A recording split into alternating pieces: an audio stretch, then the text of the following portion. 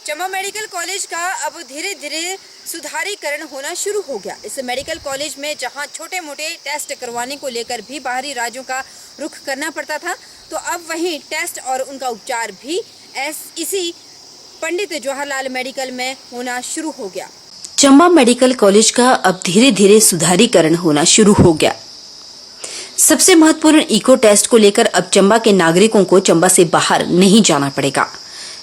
HOD medicine doctor Pankaj Gupta ने बताया कि पहले चंबा जिला के रोगियों को इको टेस्ट के लिए बाहरी राज्यों की प्रयोगशालाओं का रुख करना पड़ता था, लेकिन प्रदेश सरकार द्वारा अब चंबा के नागरिकों के लिए ये सुविधाएं अस्पताल के नए ब्लॉक में शुरू की जा रही है। उन्होंने कहा कि इको टेस्ट करने के लिए उन्होंने विशेष तौर पर प्रशिक्षण लिया है, इसलिए अब चंबा के नागरिकों को कोई परेशानी नहीं होगी। साथ ही उन्होंने ये भी कहा कि अस्पताल में इको टेस्ट निर्धारित तिथियों को ही होंगे। इको कार्डियोग्राफी एक इन्वेस्टिगेशन होती है जो हार्ट के पेशेंट्स के लिए ज़रूरी होती है, वो हमने यहाँ शुरू कर दी है। हमारा एक स्पेसिफिकली एक रूम है यहाँ पे, इको रूम है जो नई बिल्डिंग में फर्स्ट फ्लोर पे है। तो इको की ट्रेनिंग मैंने डीएमसी लुधियाना से ली थी, फिर टांडा में भी मैंने शुरू किया था, और उसके बाद अब जब मैं यहाँ आया हूँ तो हमने यहाँ भी शुरू कर दिया है, जिसके इको के लिए नॉर्मली पेशेंट को टांडा या शिमला जाना पड़ता था, या फिर प्राइवेट सेक्टर में पठानकोट और कहीं जलंधर जाना पड़ता है, तो वो हमने यहाँ शुरुआत कर दी है। हर मंगलवार को मैं यहाँ पे इको करता हूँ।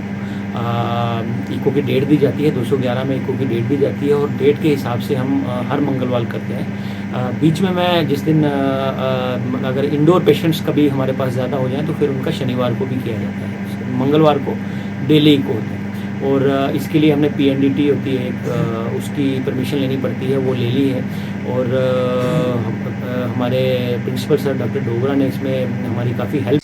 चंबा मुख्यालय के साथ लगते ऐसे गांव हैं जिन गांवों में कुछ साल पहले इतनी ज्यादा सब्जी की पैदावार होती थी कि किसान अपने खेतों से साग और सब्जी शहर में बेचकर अपनी आमदनी भी बढ़ाते थे।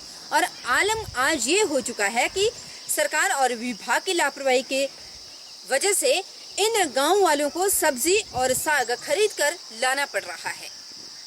किसानों ने बताया कि उनके गांव के लिए जो सिंचाई के लिए नहर बनाई गई है, उसका उन्हें कोई भी लाभ नहीं मिल पा रहा।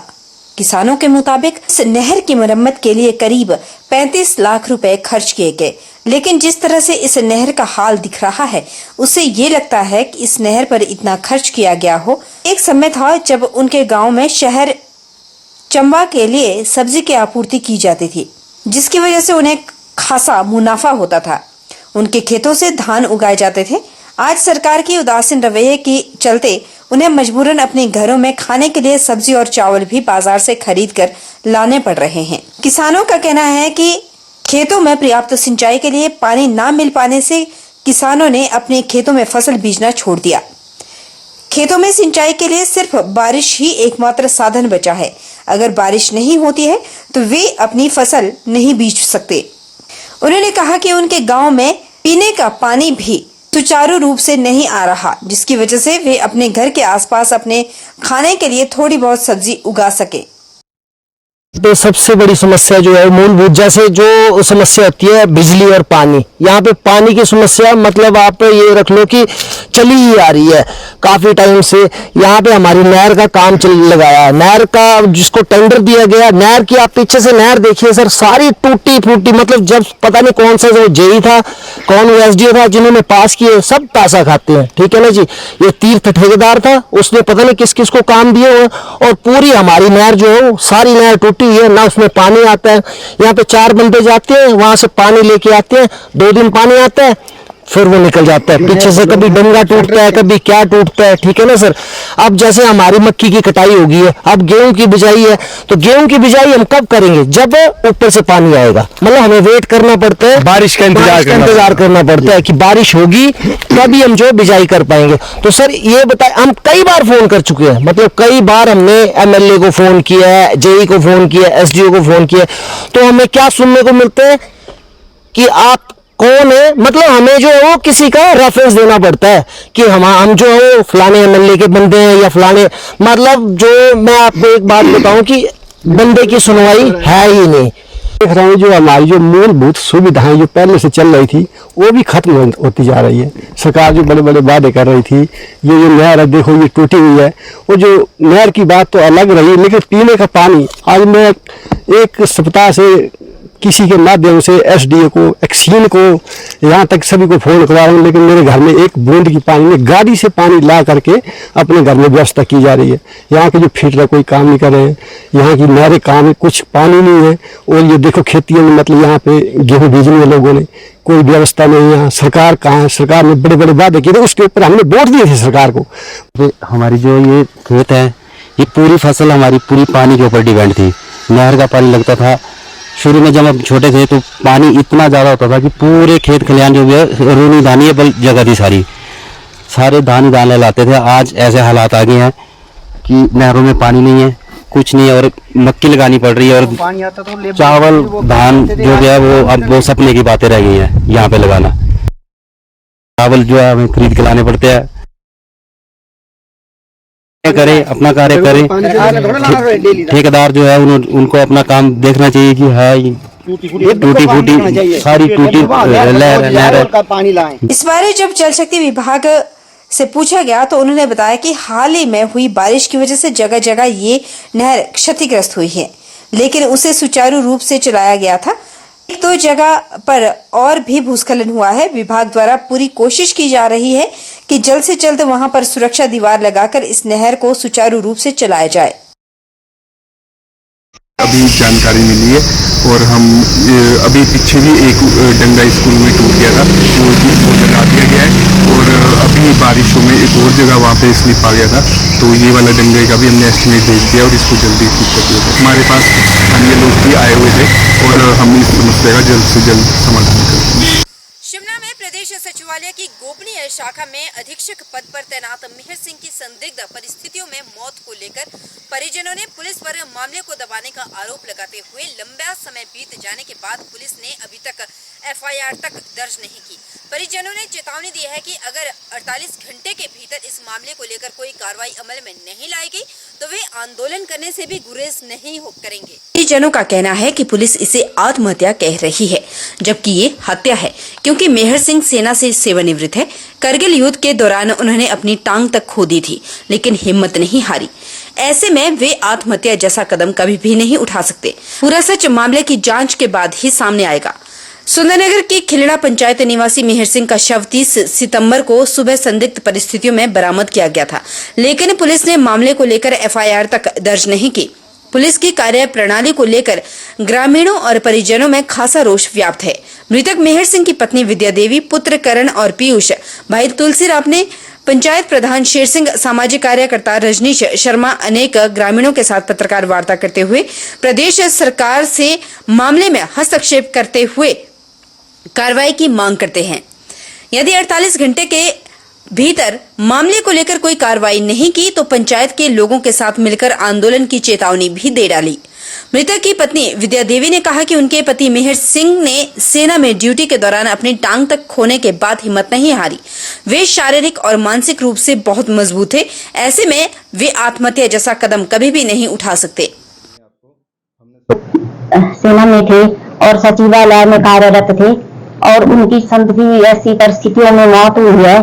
मेरी मुख्यमंत्री से अपील है कि उनकी जांच की जाए।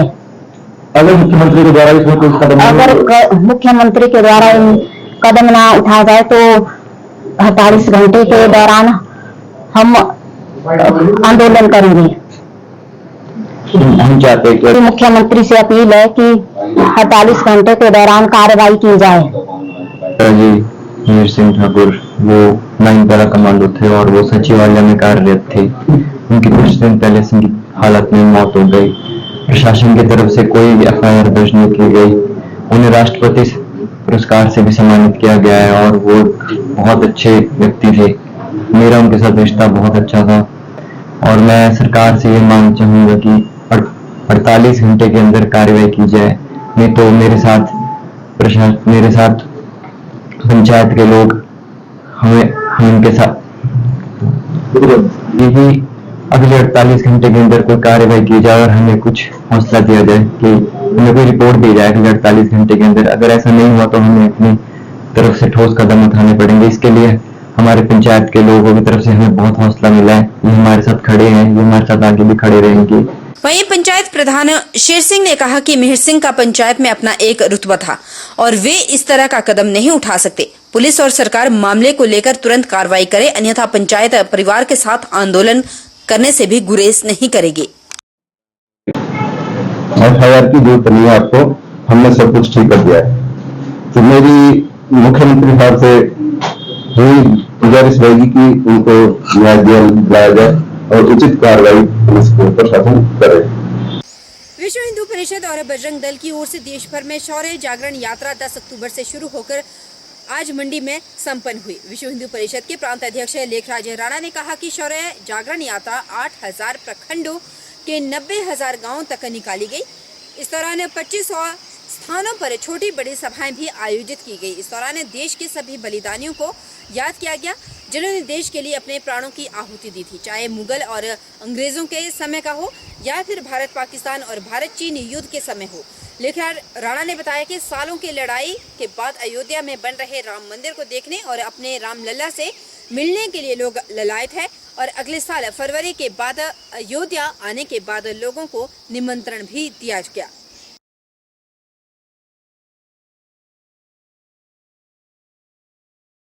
शौर्य जागरण यात्रा पूरे देश के अंदर चल रही है।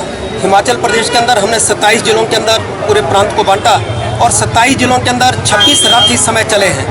उन 26 यात्राओं के बीच में यह मंडी जिला की जो यात्रा थी 10 तारीख को रिवालसर से प्रारंभ हुई और रिवालसर से होते हुए बल्ह, फिर उधर से अपना पंडो, कटौड़ा, कोटली और सब स्थानों से होते हुए यहाँ मंडी में आज पहुँचे और आज इसका समापन है इस यात्रा का।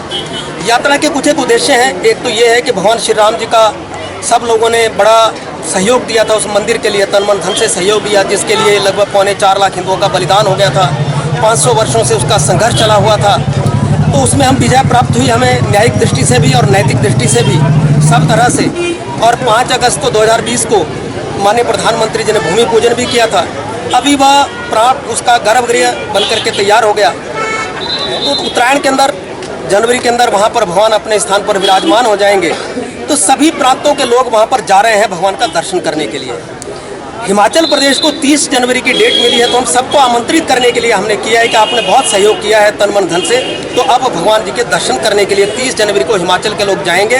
तो उनके ठहरने और भोजन की व्यवस्था विश्व हिंदू परिषद ने वहाँ पर की है 30 जनवरी की, क्योंकि पूरे लगभग 25-30 लाख लोग वहाँ पर पहुँचने वाले हैं। और दूसरा है कि हमने जागरण लोगों के बीच में कि बहुत से लोग अपने सनातन के विरोध में खड़े हैं, राम जी के विरोध में खड़े हैं, हिंदू धर्म के विरोध में खड़े हैं। सनातन कोड है, सनातन बीमारी है, सनातन खत्म कर दिया जाएगा। तो हम लोगों को जागृत कर रहे हैं कि ऐसा मत सोचिए कि सनातन शाश्वत है।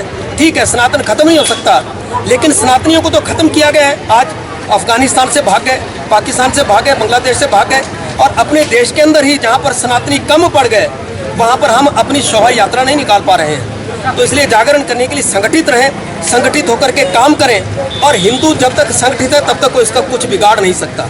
लेकिन हम बटेंगे जातियों के अंदर, पूजा पद्धतियों के अंदर, तो दुश्मन चारों तरफ घूम रहे हैं। कहीं वो फेरी वाला बन के घूमता है, कहीं वो सोमवार को शिव जी बन के आता है, मंगलवार को हनुमान बन के आता है, शनिवार को शनिचर बन करके आता है। हमारे घरों की रैकी करता है, हमारी जो कमजोरियाँ हैं उनको समझ करके। और यहाँ पर लव जिहाद हो रहा है और लव जिहाद के नाम से हम मंडी में भी देखें, बिलासपुर देखें, चाहे सुंदरनगर देखें, सब जगह से हमारी बेटियों को धोखे से कहीं किश्तवाड़ पहुंचाया जाता है, कहीं बुलंदशहर है, कहीं सहारनपुर है और वहां से बेटियों को हम ला रहे हैं। तो ये भी एक लव जिहाद का मामला है और सनातनियों को जागृत करने का मामला ये शौर्य जागरण यात्रा की उद्देश्य है।